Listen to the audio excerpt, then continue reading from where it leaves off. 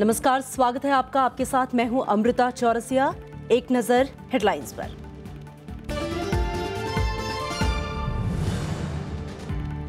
सदन के सुचारू संचालन के लिए आज सर्वदलीय बैठक। लोकसभा के एजेंडे में 13 और राज्यसभा में 13 बिल। कल से शुरू होगा सत्र।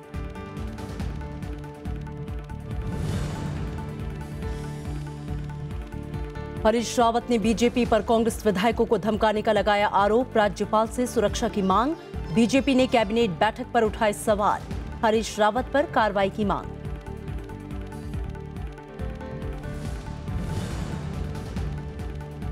बंगाल में हिंसा पर चुनाव आयोग सख्त। 11 मामले दर्ज, 13 की गिरफ्तारी। लापरवाही बरतने वाले अधिकारियों के खिलाफ कार्रवाई की चेतावनी।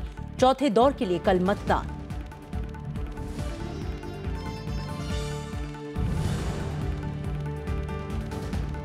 महबूबा मुफ्ती का भारत पाकिस्तान के बीच रिश्ते सुधारने पर जोर। कहा, अमेरिका ईरान साथ हो सकते हैं तो भारत पाक क्यों नहीं।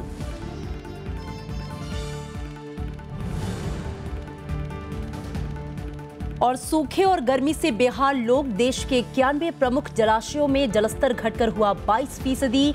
ओडिशा के तीतलागढ़ में पारा 48 के पार। लोगों को दोपहर में घर से नहीं निकलने की सलाह।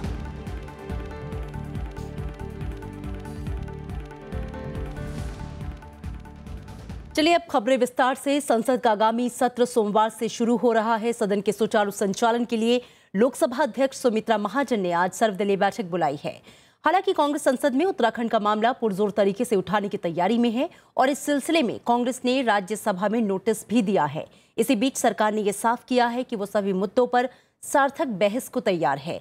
संसद के सत्र के लिए सरकार ने लोकसभा के एजेंडे में 13 और राज्यसभा में 11 बिल रखे हैं। लोकसभा अध्यक्ष सुमित्रा महाजन ने रविवार को सर्वदलीय बैठक बुलाई है। बैठक में संसद के आगामी सत्र को सुचारू रूप से चलाने के तौर तरीकों पर विचार होगा। सर्वदलीय बैठक से पहले ही कांग्रेस ने राज्यसभा में नोटिस देकर उत्तराखंड में राष्ट्रपति शासन के मुद्दे को जोर शोर से उठाने का ऐलान कर दिया है। राज्यसभा में विपक्ष के नेता गुलाम नबी आजाद ने प्रश्नकाल स्थगित कर इस मुद्दे पर चर्चा का नोटिस दिया है। गुलाम नबी आजाद के अलावा सदन में कांग्रेस के उपनेता आनंद शर्मा ने निंदा प्रस्ताव लाने का नोटिस दिया है।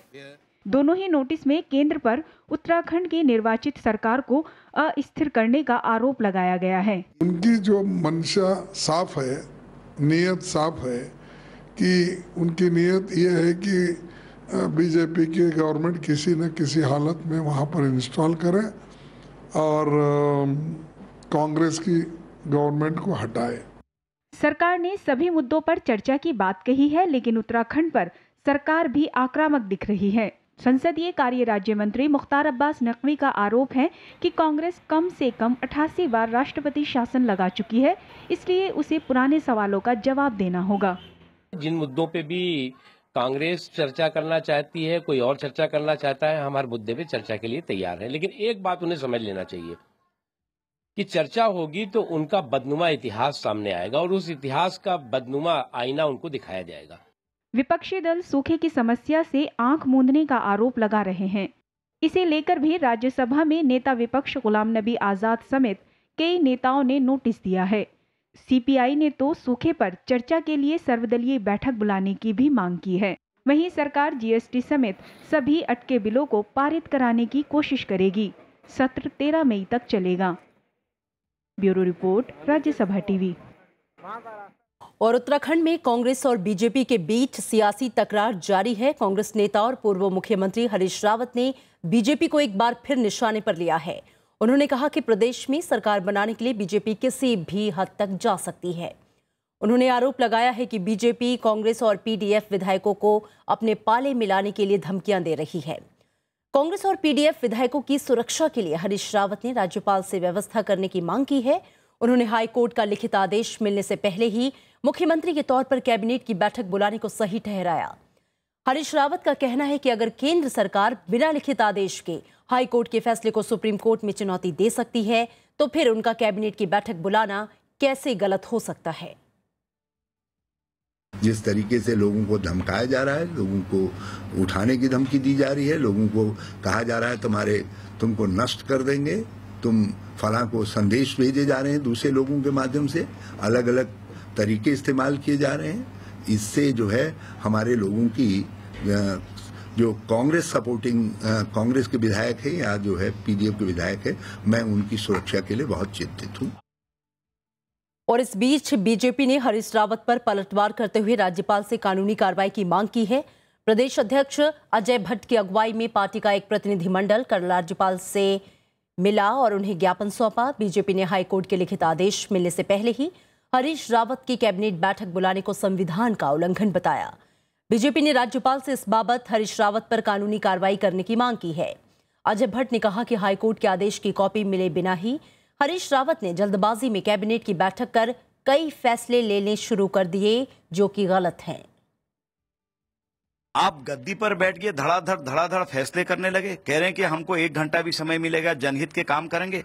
पूरा 4.5 साल तक आप सोए रहे, खनन माफिया, भू माफिया, शराब माफिया के साथ आप गठजोड़ करते रहे। आज आपको जनहित के कामों की याद आ रही है। और इस बीच उत्तराखंड हाई कोर्ट में कल कांग्रेस के 9 बागी विधायकों की याचिका पर सुनवाई हुई। स्पीकर गोविंद सिंह कुंजवाल के वकील कपिल सिब्बल ने इन विधायकों की याचिका खारिज करने की मांग की। स्पीकर की दलील थी कि विधानसभा में इन विधायकों को अयोग्य ठहराया जा चुका है।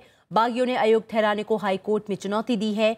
कल की सुनवाई में बागी विधायकों के वकील मौजूद नहीं थे। मामले की अगली सुनवाई सोमवार को होगी। बागी विधायकों ने शुक्रवार को सुप्रीम कोर्ट में भी याचिका दी थी। It is most unfortunate that today, when the date was fixed with the consent of both parties, that the petitioners' counsel did not land up. In fact, yesterday they made a plea to the Supreme Court while the matter was being heard that this matter of disqualification should be transferred to the Supreme Court, which is shocking because the matter was fixed for hearing today. और पश्चिम बंगाल में चुनावी हिंसा पर चुनाव आयोग ने सख्त रुख अपनाया है। आयोग ने पश्चिम बंगाल में चुनावी हिंसा से जुड़े कुल 29 मामले दर्ज किए, जबकि अब तक 26 लोगों को हिरासत में लिया गया। आयोग के मुताबिक तीसरे दौर के मतदान के दौरान हिंसा के लिए 11 मामले दर्ज किए गए, जबकि हिंसा में शामिल होने के आरोप में 13 लोगों को गिरफ्तार किया गया। आयोग ने शनिवार को कहा कि 22 अप्रैल को हुए मतदान के बाद हिंसा के 6 मामले दर्ज किए गए हैं और इन मामलों में 7 लोग गिरफ्तार किए गए। आयोग ने कहा है कि अगर अधिकारी हिंसा रोकने में असफल रहते हैं तो उनके खिलाफ कड़ी कार्रवाई होगी। आयोग ने पुलिस समेत दूसरी एजेंसियों को निष्पक्ष और शांतिपूर्ण मतदान के लिए काम करने का निर्देश दिया है। सीपीएम ने आरोप लगाया था कि तीसरे दौर की चुनावी हिंसा में उसके 4 कार्यकर्ताओं की हत्या कर दी गई है। और पश्चिम बंगाल विधानसभा चुनाव के चौथे दौर के लिए कल मतदान होना है। प्रचार थमने के बाद उम्मीदवार घर घर जाकर वोट मांग रहे हैं। इस दौर की 49 सीटों पर 345 उम्मीदवार चुनाव लड़ रहे हैं। चुनाव आयोग को उम्मीद है कि मतदान शांतिपूर्ण रहेगा और ज्यादा से ज्यादा लोग मताधिकार का इस्तेमाल करेंगे। पश्चिम बंगाल में अब चौथे दौर की बारी है। इस दौर में 49 सीटों पर मतदान होना है। इस दौर में कुल 1,08,16,942 वोटरों को वोट डालने का अधिकार है। इनमें से 55,74,190 पुरुष और 52,24,395 महिला वोटर हैं। 18,245 सर्विस मतदाता हैं, जबकि 112 अन्य श्रेणी के मतदाता भी अपना वोट डाल सकते हैं। इस दौर में कुल 345 उम्मीदवारों की किस्मत का फैसला होना है, जिनमें से 40 महिला उम्मीदवार हैं। इनमें तृणमूल कांग्रेस के 49, कांग्रेस के 12, सीपीएम के 24, बीजेपी के 49 उम्मीदवार शामिल हैं। सबसे ज्यादा 15 उम्मीदवार हावड़ा उत्तर विधानसभा सीट पर हैं, जबकि सबसे कम 4 उम्मीदवार दमदम हारोआ, मीना खान, बशीरहाट उत्तर और माध्यम ग्राम विधानसभा सीट पर किस्मत आजमा रहे हैं। चुनाव आयोग ने इस दौर में निष्पक्ष और शांतिपूर्ण मतदान के लिए अतिरिक्त सुरक्षा बलों की तैनाती की है। इस दौर के मतदाता 12,481 पोलिंग स्टेशनों पर अपना वोट डाल पाएंगे। आयोग ने 14,353 ईवीएम मशीनों की व्यवस्था की है। इस बार 680 मशीनों में वीवीपीएटी की सुविधा भी मतदाताओं को मिलेगी। प्रशासन और तृणमूल कांग्रेस के बीच सांठ-गांठ के विपक्ष के आरोपों को देखते हुए चुनाव आयोग सतर्कता बरत रहा है। आयोग ने चौथे दौर के मतदान से 3 दिन पहले दक्षिण 24 परगना के डीएम पीबी सलीम और एसपी तन्मय चौधरी को हटा दिया है। सलीम की जगह अवनींद्र सिंह को डीएम का कार्यभार दिया गया है, जबकि तन्मय रॉय चौधरी की जगह ई अनप्पा को जिले का एसपी बनाया गया है। आयोग ने इनके अलावा भी कई अधिकारियों का तबादला किया है। Bureau report, Rajya Sabha TV. Congress उपाध्यक्ष राहुल गांधी ने केंद्र और बंगाल की राज्य सरकार पर लोगों से झूठे वादे करने का आरोप लगाया है। पश्चिम बंगाल के हावड़ा में शनिवार को एक चुनावी सभा में राहुल गांधी ने कहा कि प्रधानमंत्री नरेंद्र मोदी ने 2 करोड़ और मुख्यमंत्री ममता बनर्जी ने 70 लाख लोगों को नौकरियां देने का वादा किया था। कांग्रेस उपाध्यक्ष ने कहा कि एक भी आदमी को रोजगार नहीं मिला। उन्होंने कहा कि ममता बनर्जी ने अपने गरीबियों का विकास किया और उन्हें खूब सरकारी ठेके दिए। राहुल गांधी ने यह वादा किया है कि राज्य में कांग्रेस लेफ्ट गठबंधन की सरकार बनने पर जूट मिल और ईंट भट्टा मजदूरों को वैकल्पिक रोजगार दिया जाएगा।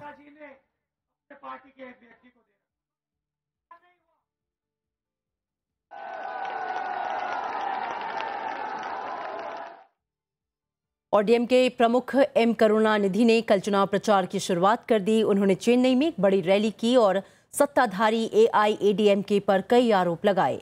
करुणानिधि ने कहा कि जब राज्य के लोग बाढ़ से पीड़ित थे तो राज्य सरकार ने उनको कोई मदद नहीं दी। करुणानिधि ने कहा कि डीएमके ने हमेशा लोगों के कल्याण से जुड़ी योजनाएं बनाई हैं। तमिलनाडु विधानसभा चुनाव के लिए डीएमके ने कांग्रेस और दूसरे दलों के साथ गठबंधन किया है।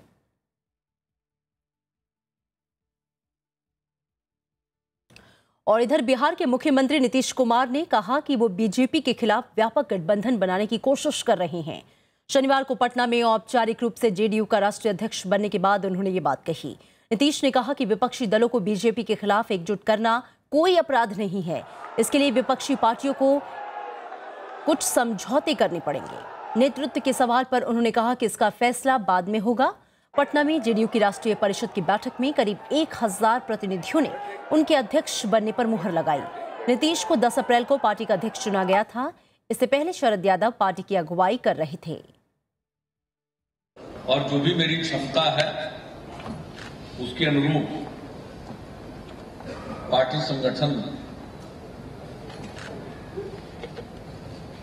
को चलाने की कोशिश करूंगा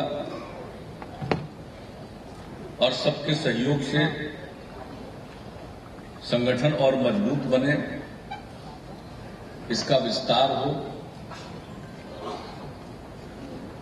इसके लिए वक्त भी देने की कोशिश करूंगा। भारत और पाकिस्तान के बीच बेहतर रिश्तों की वकालत करते हुए जम्मू कश्मीर के मुख्यमंत्री महबूबा मुफ्ती ने कहा कि इन दोनों देशों को अमेरिका और ईरान से सबक लेना चाहिए। अंतर्राष्ट्रीय सीमा के नजदीक सुचेतगढ़ के दौरे पर गई महबूबा मुफ्ती ने कहा कि जब ईरान और अमेरिका साथ मिल सकते हैं तो भारत और पाकिस्तान ऐसा क्यों नहीं कर सकते। महबूबा ने कहा कि अगर ऐसा होता है तो एक क्षेत्र में शांति और समृद्धि का नया दौर शुरू हो सकेगा। मुल्क हिंदुस्तान और पाकिस्तान क्यों नहीं दोस्त बन सकते हैं? अगर ईरान और अमेरिका इतने सालों के बाद दोस्त बन सकते तो हम दो आपस में क्यों दूर रहते हैं? हम जो हमारा पैगाम है दोस्ती का, बॉर्डर्स में अमन रहे हमारा और तरक्की हो और टूरिज्म को जम्मू के कोने कोने में ले जाना। यहाँ रुकेंगे एक छोटे से ब्रेक के लिए।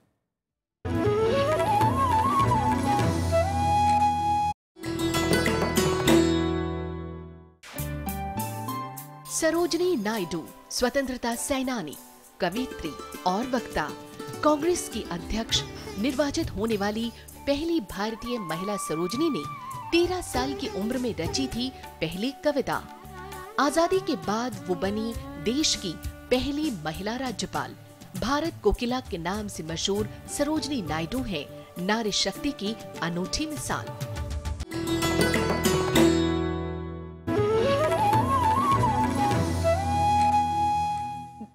ब्रेक के बाद स्वागत है आपका। अब खबर सूखे और जल संकट की।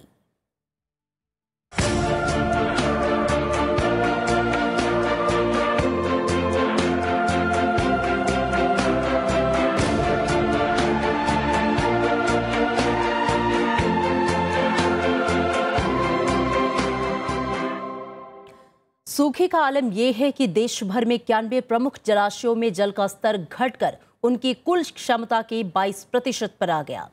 केंद्रीय जल संसाधन मंत्रालय के मुताबिक 21 अप्रैल को खत्म हुए सप्ताह के दौरान इन जलाशयों में 34 अरब घन मीटर पानी उपलब्ध था। जबकि इनकी कुल क्षमता 157.7 अरब घन मीटर की है। ये जलस्तर पिछले साल की समान अवधि की तुलना में 35% कम है। साथ ही इसी अवधि के 10 साल के औसत भंडारण से 24% कम है। पिछले साल की तुलना में इस साल हिमाचल प्रदेश, तेलंगाना, पंजाब, ओडिशा, राजस्थान, झारखंड, गुजरात, महाराष्ट्र के प्रमुख जलाशयों में जल का स्तर कम हुआ है। इसके अलावा उत्तर प्रदेश, उत्तराखंड, मध्य प्रदेश, छत्तीसगढ़, तमिलनाडु, कर्नाटक और केरल के जलस्तर में भी कमी आई है। सिर्फ 2 राज्यों आंध्र प्रदेश और त्रिपुरा में पिछले साल की इसी अवधि की तुलना में बेहतर भंडारण है, जबकि पश्चिम बंगाल में जलस्तर पिछले साल के समान है।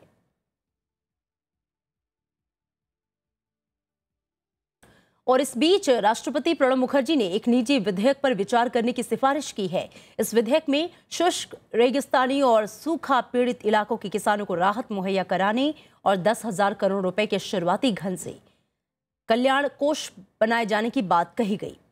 राष्ट्रपति ने यह अनुशंसा ऐसे वक्त में की है जब देश में 10 से ज्यादा राज्य सूखे की चपेट में हैं। वरिष्ठ कांग्रेस नेता अहमद पटेल ने दिसंबर 2014 में शुष्क एवं रेगिस्तानी क्षेत्र कल्याण और अन्य विशेष प्रावधान विधेयक 2014 राज्यसभा में पेश किया था। विधेयक अगर पारित होता है तो इसमें किए गए प्रावधानों में भारत की संचित निधि से खर्च करना होगा। इस विधेयक के वित्तीय ज्ञापन में ये कहा गया है कि अनुमान है कि इस पर प्रतिवर्ष 20,000 करोड़ रुपए का खर्च आएगा। इसके अलावा संचित निधि से 5,000 करोड़ रुपए का एक बार की खर्च भी हो सकता है।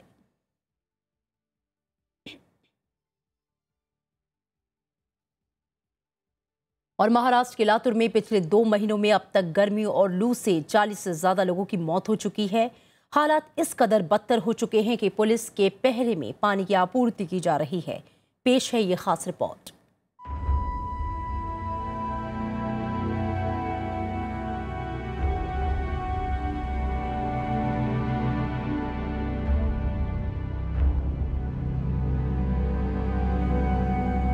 आज कुछ भी नहीं है ना। पहले मिलता था खाना में, ये सब पूरा हो जाता था। अब कुछ नहीं मिल रहा। चारा नहीं जानवर को, ये नहीं है, पानी नहीं पीने को। 4-5 घंटे बैठना, घर में जाना, करना, सुबह जो पानी का धड़ धड़ करने का, पानी नहीं है पीने का। महाराष्ट्र के लातूर समेत ज्यादातर इलाकों में इन दिनों यही हाल है।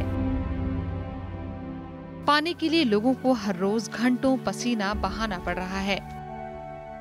समस्या इतनी विकराल हो चुकी है कि अब पानी पर भी पहरा लगा दिया गया है। राज्य में अब तक गर्मी से 45 लोगों की मौत हो चुकी है। मरने वालों में वो मासूम बच्चे भी शामिल हैं जो पानी की तलाश में जिंदगी हार गए।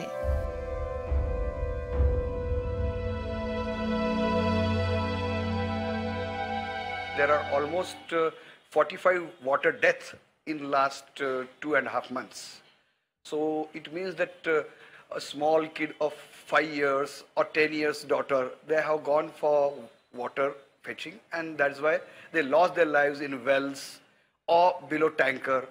So everybody in Marathwada and especially in Latur, day and night, they are striving to collect water. सामाजिक कार्यकर्ता इस समस्या के लिए पानी माफिया को दोषी ठहराते हैं। Who loves the drought? It is always a mafia. Now, water mafia. To tell you exactly, in Latur, the water market must be above 50 lakh per day. So there are tanker lobby, there is a bore well lobby, and all these lobby, they are benefited when there is no governance at all. अब तक के सबसे भयंकर सूखे से जूझ रहे मराठवाड़ा के लातूर में विशेष ट्रेन से पानी पहुंचाया जा रहा है। ट्रेन से लाए गए पानी को जमा कर उन इलाकों में पहुंचाने की कोशिश की जा रही है जहां पानी की सबसे ज्यादा किल्लत है। Bureau report, Rajya Sabha TV. अप्रैल महीने में ही जून जैसी गर्मी से लोग बेहाल हैं। उड़ीसा के तीतलागढ़ में पारा 48 के पार चला गया है। ये बीते 20 सालों में अप्रैल के महीने में अब तक का सबसे अधिक तापमान है। उड़ीसा में सरकार ने लोगों को सुबह 11 से 3 बजे तक घरों में रहने की सलाह दी है। राज्य में गर्मी से करीब 80 लोगों की जान चली गई है। कहीं छतरी, कहीं गन्ने का रस तो कहीं नींबू पानी का सहारा। चिलचिलाती गर्मी से बचने के लिए लोग हर नुस्खा आजमा रहे हैं। ओडिशा के कई इलाकों में पारा 47 डिग्री तक पहुंच गया है। लोग घर में रहने को मजबूर हैं।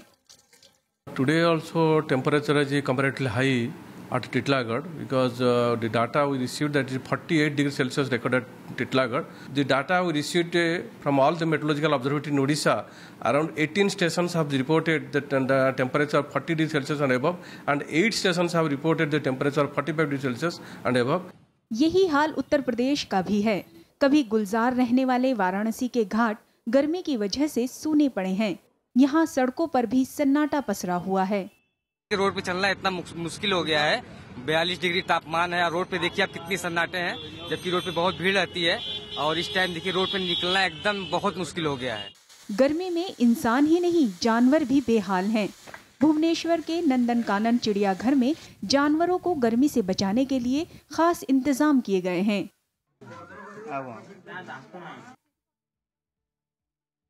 वहीं नागपुर के चिड़ियाघर में पशु पक्षियों के लिए कूलर लगाए गए हैं। चिड़ियाघर में जो पंछी हैं उनके लिए भी कूलर लगाए हैं और ऊपर से उनको नेट भी ग्रीन नेट जो है वो लगाई है। शेरों के लिए अपन ने वहाँ पे टैंक्स जो है पानी की टैंक्स लगाए हैं ताकि उनका जो बॉडी टेम्परेचर है वो नॉर्मल रह सके। राजधानी दिल्ली का भी कुछ ऐसा ही हाल है। झुलसा देने वाली गर्मी से बचने के लिए लोग कहीं पेड़ की छांव का सहारा ले रहे हैं तो कुछ पानी का। दिल्ली में पारा 40 डिग्री तक पहुंच गया है। अप्रैल के महीने में मंथ में इतनी गर्मी नहीं होती थी जितनी की अब की बार पड़ी है। देश के कुछ राज्यों में अप्रैल में ही पारा 45 के पार पहुंच गया है। महाराष्ट्र के विदर्भ इलाके में जबरदस्त गर्मी पड़ रही है तो आंध्र और तेलंगाना में भी गर्मी उफान पर है।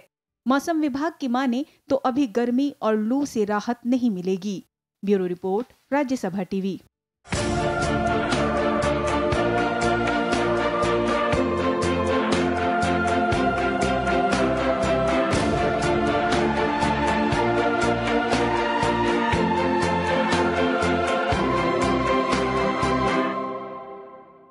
ऑड इवन की कामयाबी पर सवालिया निशान लगने के बाद सरकार ने 6 सदस्यों की समिति बनाई है। समिति स्कूलों के खुलने और गर्मी की वजह से ऑड इवन पर पड़ने वाले प्रभाव का आंकलन करेगी। सीएनजी स्टिकर की जांच के लिए भी विशेष अभियान चलेगा। क्या ऑड इवन का दूसरा चरण विफल हो रहा है? दिल्ली के परिवहन मंत्री गोपाल राय के बयानों से कुछ यही आभास हो रहा है। सरकार का मानना है कि गर्मी की वजह से इस बार ट्रैफिक ज्यादा है। लोग निजी वाहनों के साथ टैक्सियों का ज्यादा इस्तेमाल कर रहे हैं। जनवरी में सर्दी और स्कूल बंद होने से ट्रैफिक कम था। पिछली बार जो गर्मी ठंडक का मौसम था तो लोग पैदल भी चले जाते थे। लोगों ने नॉन एसी बस भी यूज कर लिया, ऑटो में भी बैठ गए, बाइक पे भी बैठ के चले गए। बट इस बार जो अभी जून की गर्मी है अप्रैल के महीने में, तो ये जो हीट है, जो टेम्परेचर है, इसका भी इफेक्ट पड़ रहा है उस साइकोलॉजी पर। हालांकि दिल्ली सरकार के आंकड़े बताते हैं कि 74 में से 55 जगहों पर PM 2.5 का स्तर 60 से नीचे रहा, यानी प्रदूषण कम हुआ है। लेकिन केंद्रीय प्रदूषण नियंत्रण बोर्ड का कहना है कि ऑड इवन से प्रदूषण में गिरावट नहीं आई है। जानकारों का भी मानना है कि कारों पर अंकुश लगाने भर से प्रदूषण नहीं घटने वाला। इसमें पॉल्यूशन पे कोई इफेक्ट नहीं पड़ा है।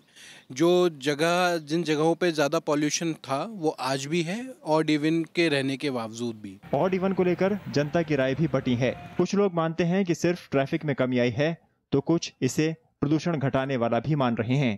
पोल्यूशन में तो मेरे को कोई ज़्यादा फर्क मुझे लगता नहीं है।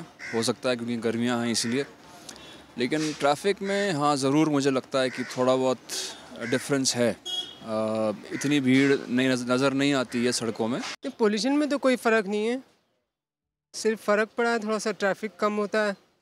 जो पहले आधा 1 घंटे में पहुंचते थे अब 15-20 मिनट में पहुंच जाते हैं। दिल्ली में 30 अप्रैल तक ऑड इवन का दूसरा चरण चलना है। ऑड इवन पार्ट 2 में ट्रैफिक से निजात तो ज़रूर मिली है, लेकिन प्रदूषण की समस्या जस की तस बनी हुई है। वाकई सरकार प्रदूषण को लेकर गंभीर है तो उसे पॉल्यूशन की जड़ तक पहुंचना होगा।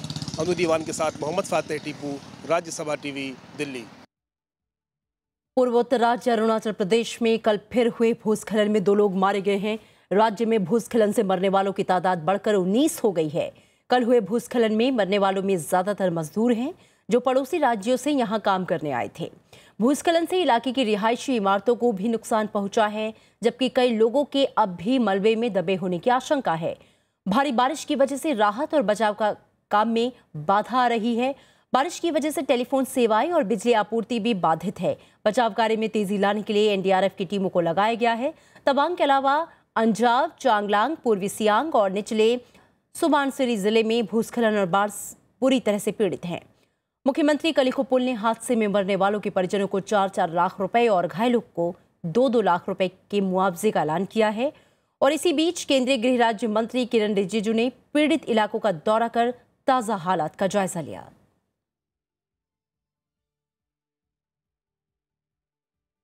बांग्लादेश में ब्लॉगरों, बुद्धिजीवियों और सामाजिक कार्यकर्ताओं पर जारी हमलों की कड़ी में प्रोफेसर रजाउल करीम सिद्दीकी का नाम भी जुड़ गया। शनिवार को प्रोफेसर रजाउल करीम की उनके घर के पास गला रेत कर हत्या कर दी गई।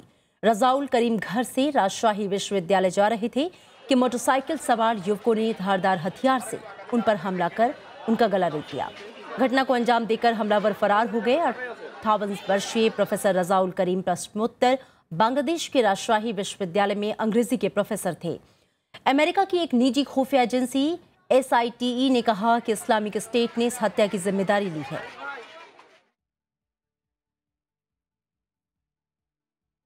और सीरिया में सरकारी सेनाओं के हमले में शनिवार को कम से कम 31 लोगों की मौत हो गई है।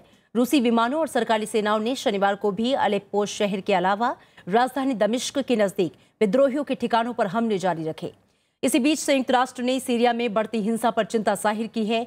सीरिया में संयुक्त राष्ट्र के दूत स्टेफन द मिस्तूरा ने कहा कि सरकारी सेनाओं की कार्रवाई से फरवरी से सीरिया में लागू युद्धविराम खतरे में पड़ सकता है। जिनेवा में मौजूद विद्रोहियों के वार्ताकारों ने बढ़ते हमलों के लिए संयुक्त राष्ट्र को जिम्मेदार बताया। इधर अमेरिका ने कहा कि वो सीरिया में रूस के बढ़ते दखल से चिंतित है। अमेरिका की रक्षा विभाग के मुताबिक सीरिया से सेनाएं वापस बुलाने के ऐलान के बावजूद रूस वहां सैनिकों की तादाद लगातार बढ़ा रहा है।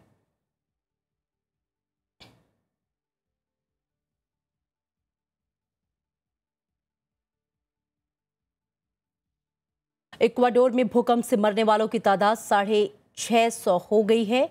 शनिवार को इक्वाडोर के राष्ट्रपति राफेल कोरिया ने बताया कि भूकंप से करीब 7,000 इमारतें पूरी तरह से तबाह हो गईं, जबकि 26,000 लोग बेघर हुए। भूकंप में करीब 12,500 लोग घायल हुए हैं, जबकि 130 अभी भी लापता हैं। 16 अप्रैल को इक्वाडोर में 7.8 तीव्रता का भूकंप आया था। राफेल कोरिया के मुताबिक 113 लोगों को मलबे के नीचे से जिंदा निकाला गया है। कोरिया ने बचाव कर्मियों के अलावा मदद के लिए अंतर्राष्ट्रीय एजेंसियों और पड़ोसी देशों की भी तारीफ की।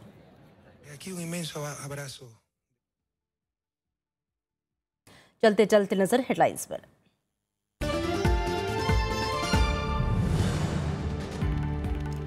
सदन के सुचारू संचालन के लिए आज सर्वदलीय बैठक। लोकसभा के एजेंडे में 13 और राज्यसभा में 11 बिल। कल से शुरू होगा सत्र। हरीश रावत ने बीजेपी पर कांग्रेस विधायकों को धमकाने का लगाया आरोप। राज्यपाल से सुरक्षा की मांग। बीजेपी ने कैबिनेट बैठक पर उठाए सवाल। हरीश रावत पर कार्रवाई की मांग।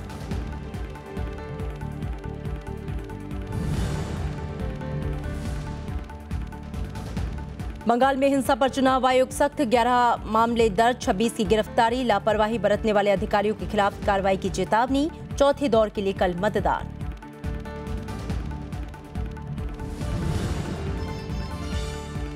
महबूबा मुफ्ती का भारत पाकिस्तान के बीच रिश्ते सुधारने पर जोर। कहा अमेरिका ईरान साथ हो सकते हैं तो भारत पाक क्यों नहीं।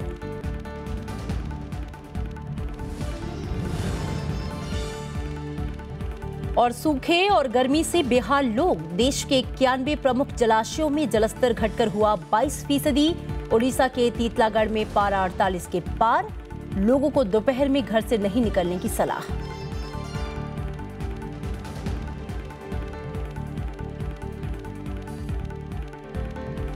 फिलहाल बुलेटिन में इतना ही। आगे देखिए खास कार्यक्रम किताब।